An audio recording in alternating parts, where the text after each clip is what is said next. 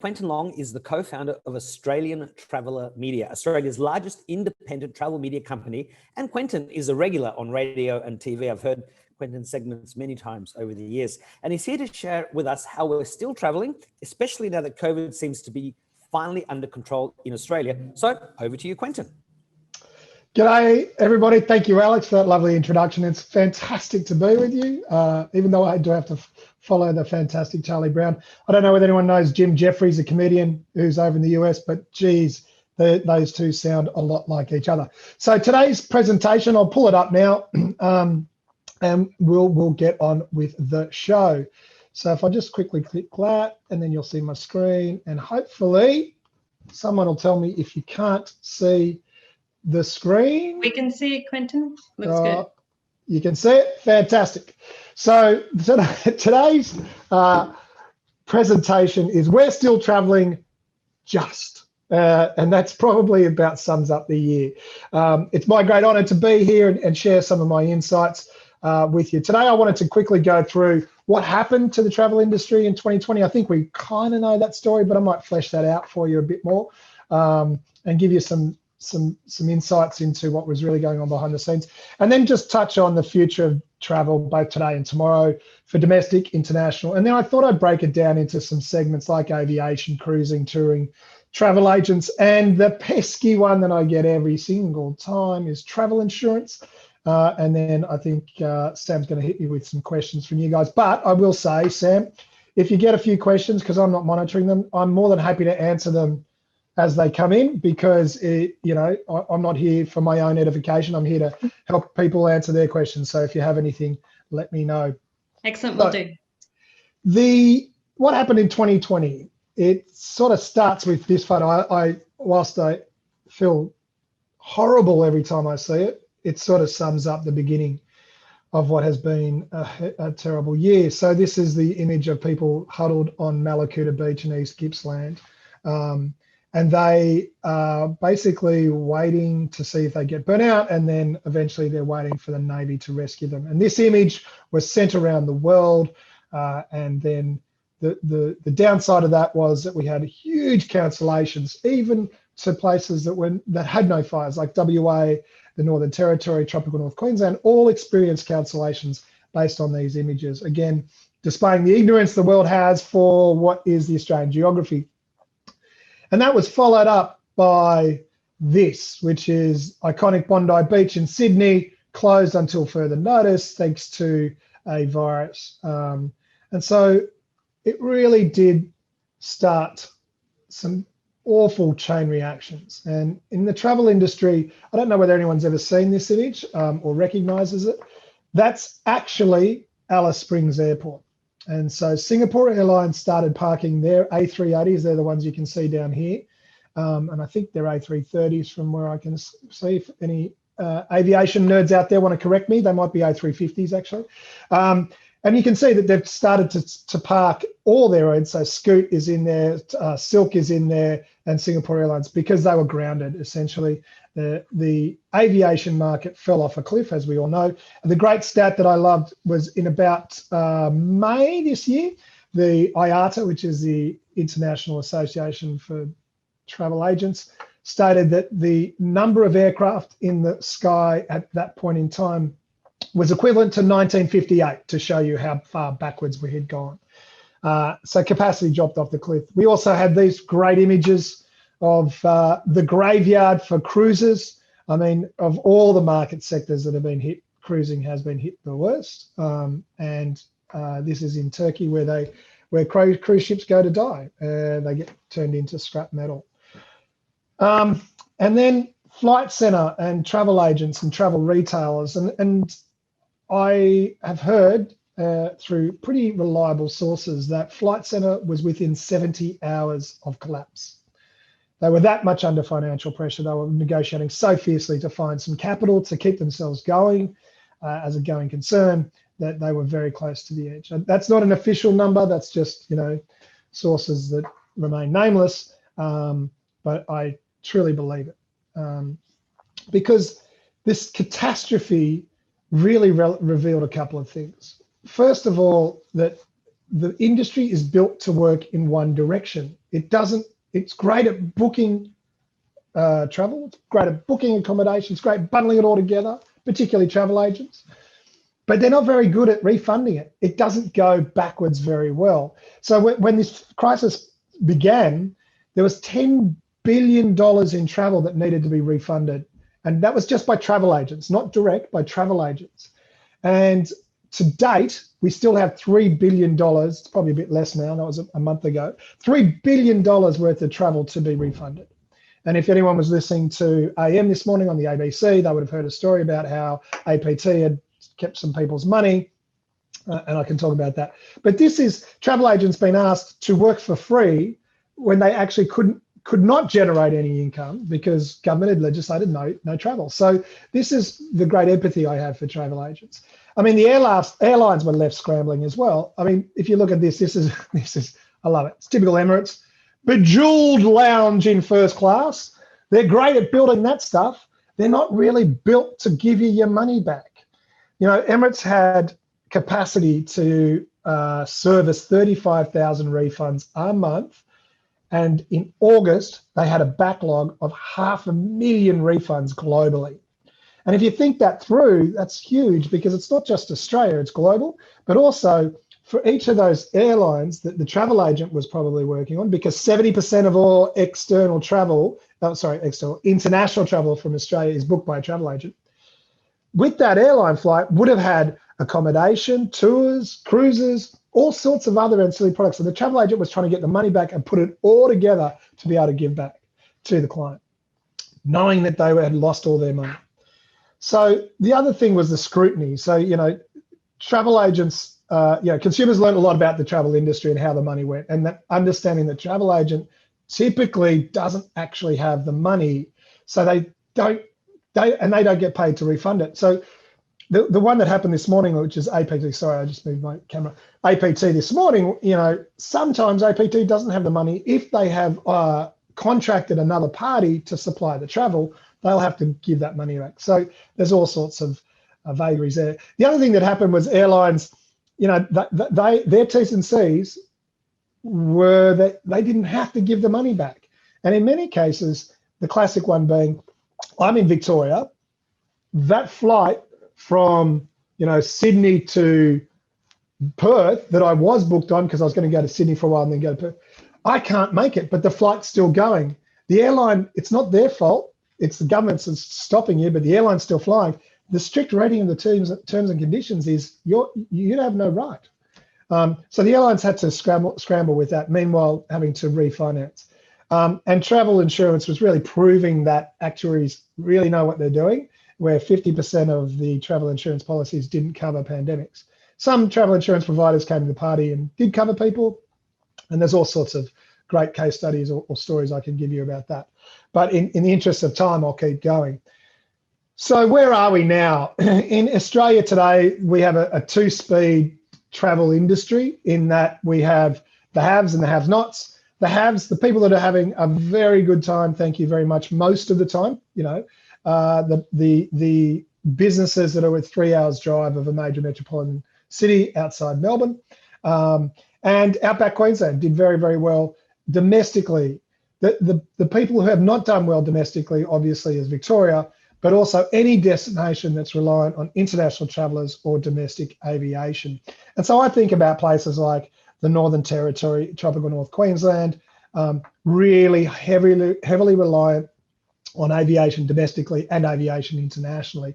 And so they are suffering a great deal. Tasmania's sort of been okay because they've been able to do some voucher-based systems for their residents and fill up some beds that way. So that's the sort of picture of what's going on today.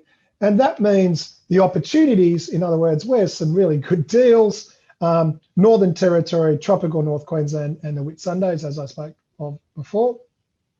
The Northern Territory is out with some crazy deals for this coming summer.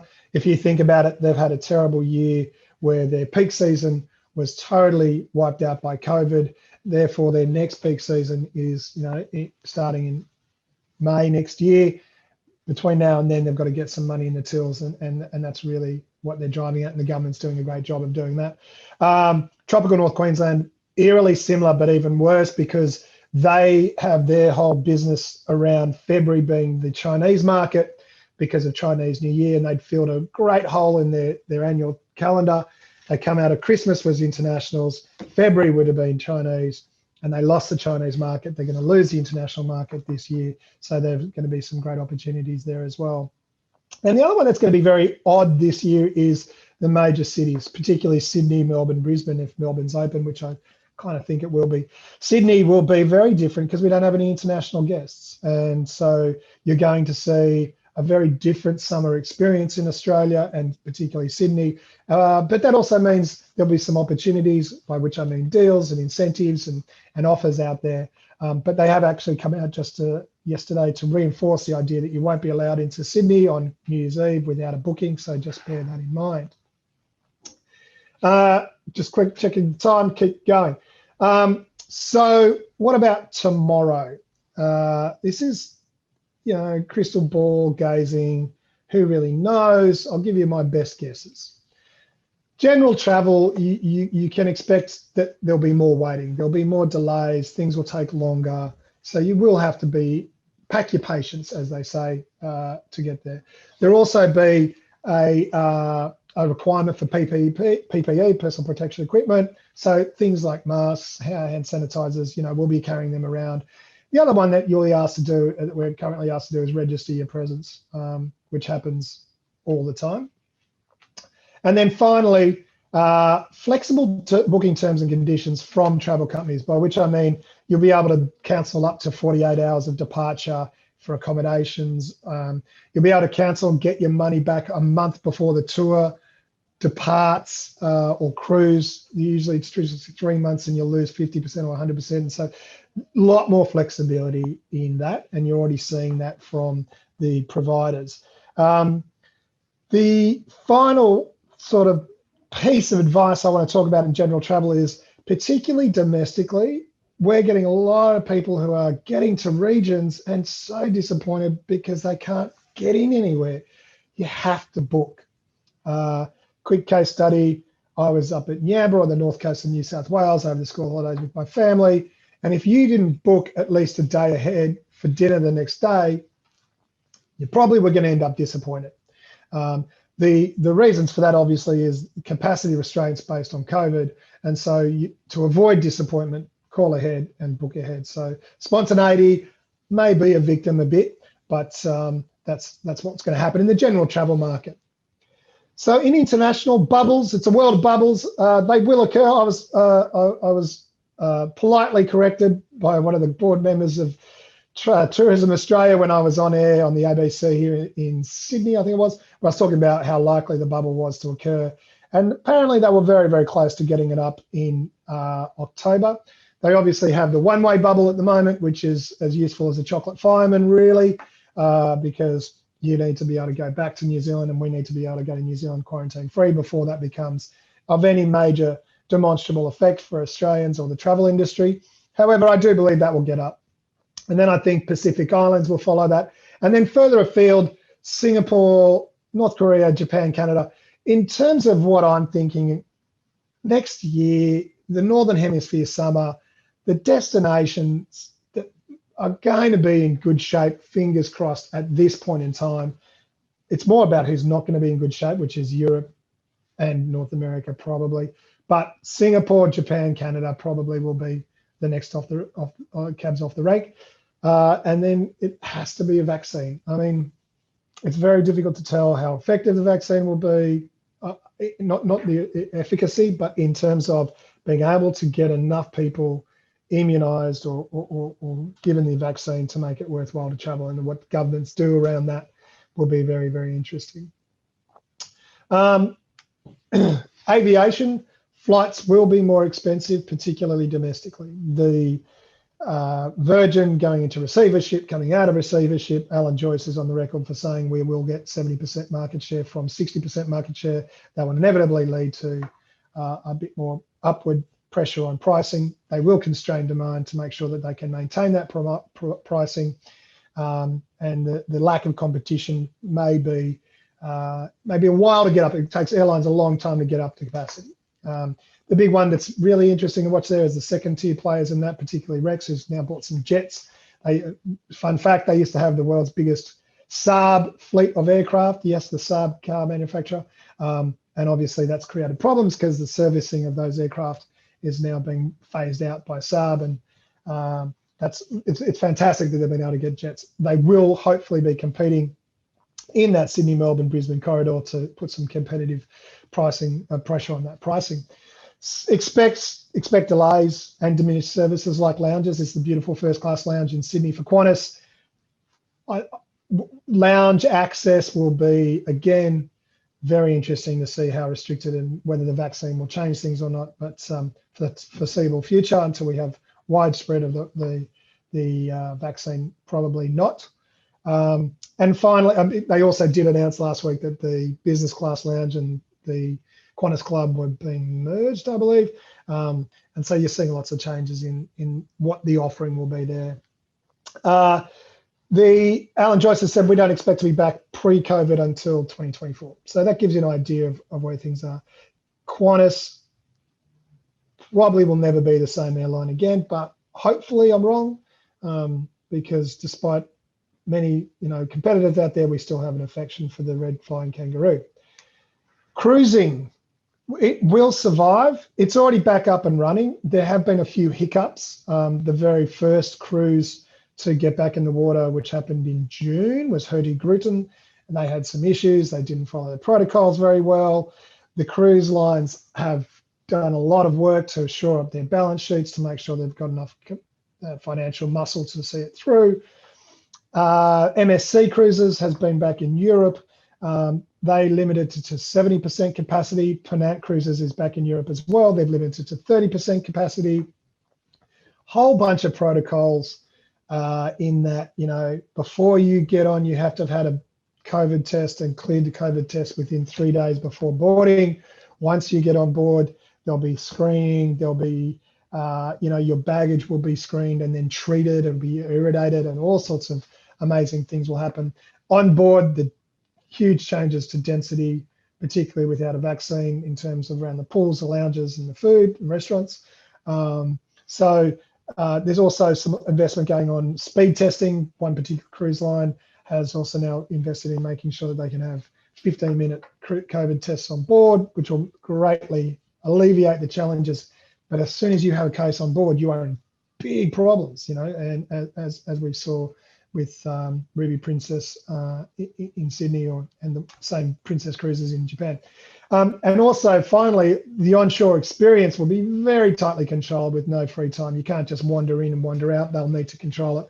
There was a case, I think it was MSC Cruises, where a family did actually break those protocols. They did wander off from the shore excursion group, and they were then summarily packed up and sent home. Touring, more and more international companies pivoted to Australia. So I'm thinking of people like Cosmos Globus or Trafalgar, although Trafalgar was here a bit, but they've really amped up what they're doing in the Australian market for Australians. They used to run inbound for international market, but now they're running Australian tours for Australians. And they really have evolved the experience. I use this picture you can see here, the Uffizi Gallery in Florence.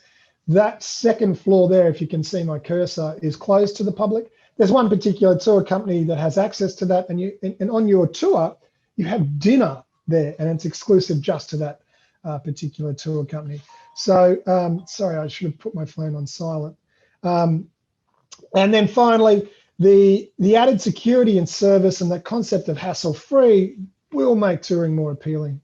With the controlled environment and the idea that you don't have to worry and you've got somebody who will be able to help you out.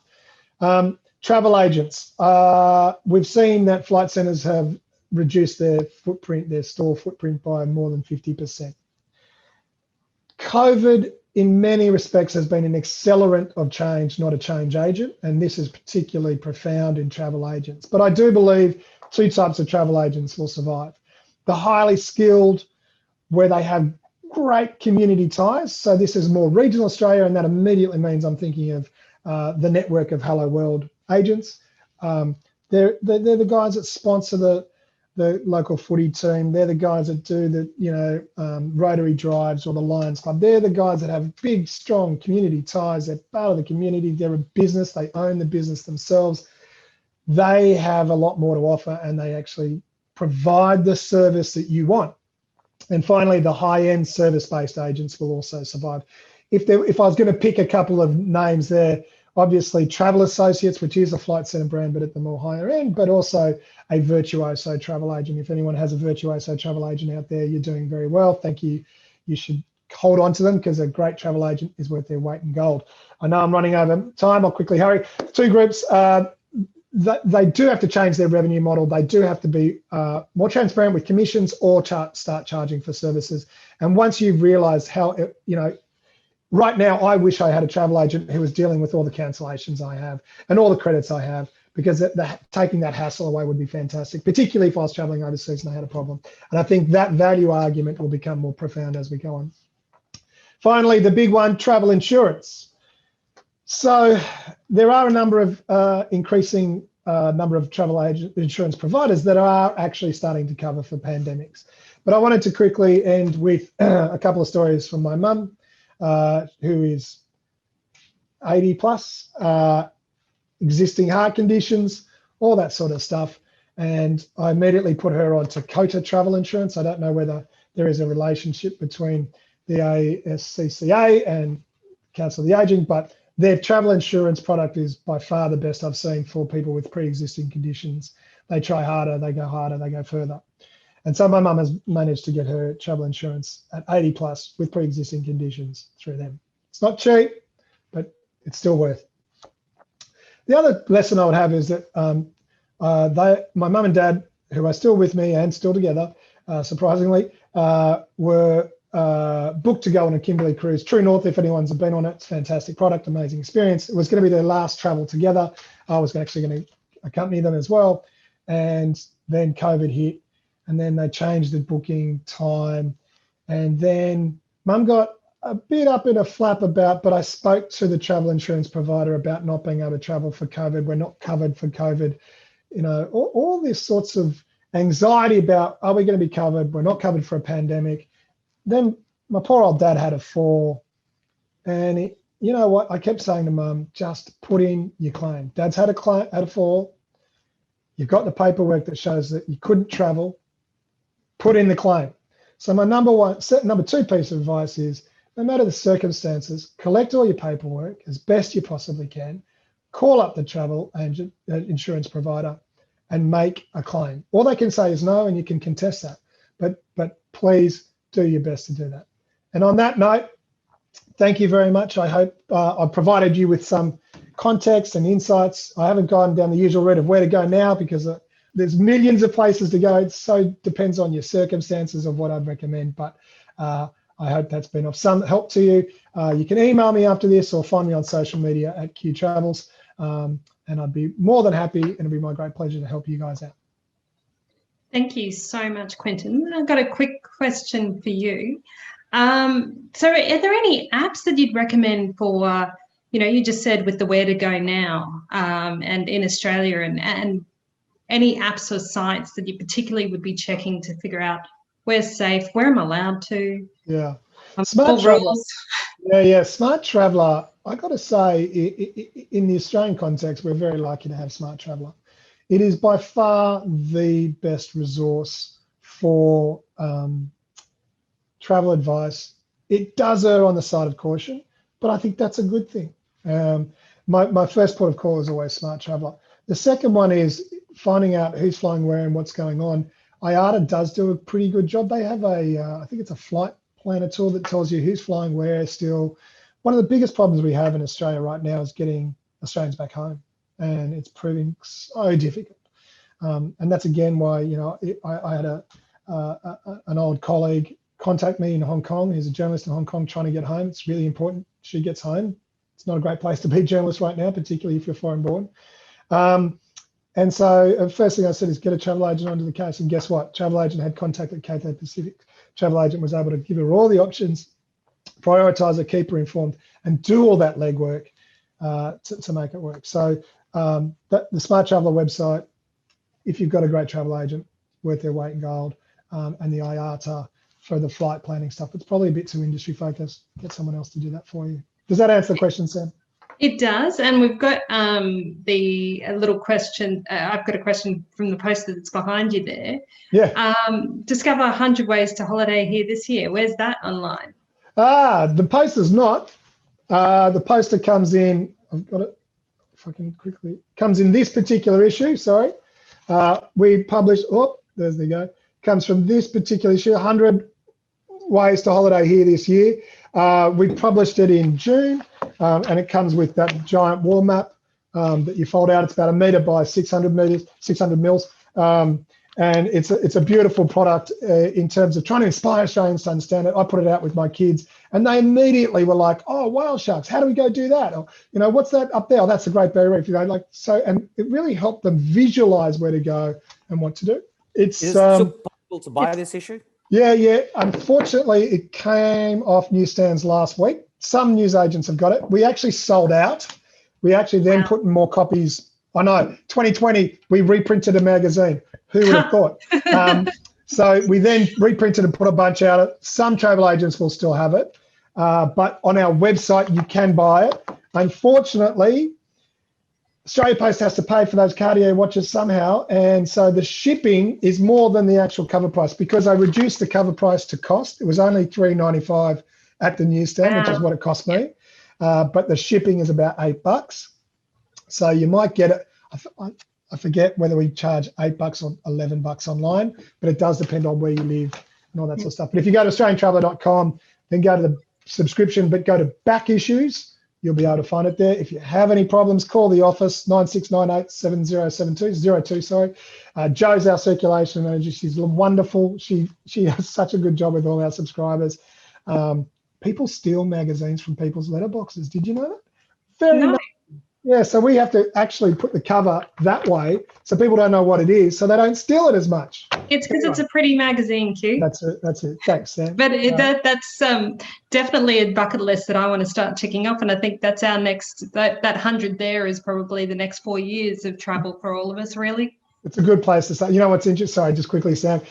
We've had a lot of people ring us and go, I've gotten to 78, and I think the most we've had is about 79. So if anyone can beat that, I'd love to hear it. I reckon you might write a story about them in the next issue of Traveller magazine if they can. Someone can claim to be the first with 100 photos to prove it. The next issue. Oh, can I just quickly grab it? 2 seconds. Grab it. Yeah, grab it. Is this baby? Oh, hold it right in front of you. There you go. Reclaim Summer. Beautiful. It was about helping Australians find their smile again.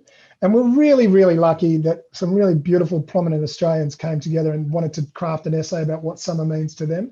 I was really touched that the Governor General is on His Excellency, David Hurley, penned an essay about what summer means. And he has beautiful messages to Australia, like we've become more neighbourly, which is the silver lining. Bring up someone you haven't spoken to in for a while, but maybe get out and see part of Australia that you haven't seen before. There's also Miranda Tapsell, who does a beautiful essay about going home to Darwin with her Aboriginal family and then coming to Wollongong with her European family. A really beautiful story about that. Matthew Evans does in Tasmania, Julia Zamiro in Bondi here, Curtis Stone in Victoria. Beautiful essays, and we also have some great photographers. Sorry, guys, I am going on. Problem. I am over time. You're no problem. We've got a bit of time today. Oh, good. But thank you so much. I mean, that was very informative. It was informative for me, and it's something I think that we're all just kind of maybe thinking we can start to do again. So it's exciting as well. Wait on, we've got one question. Our audience has said, can you put the magazine on an app? Yeah, it is on a thing called Zinio and another thing called Press Reader, and you can buy it through those two.